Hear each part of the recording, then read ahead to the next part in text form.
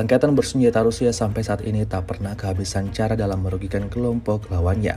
Segala strategi diterapkan militer Rusia untuk membuat personel lawannya mundur dan memilih menyerah. Seperti yang baru-baru ini terjadi di wilayah Chasiv. Prajurit dari divisi Ivanov ke-98 Rusia melenyapkan 2 tentara Ukraina dengan memberikan serangan efektif ke sebuah gedung menggunakan drone FPV. Akibatnya terjadi ledakan dahsyat di posisi yang ditargetkan seperti yang terlihat dalam rekaman. Insiden ini jelas menambah daftar kerugian panjang yang diperoleh pasukan Zelensky.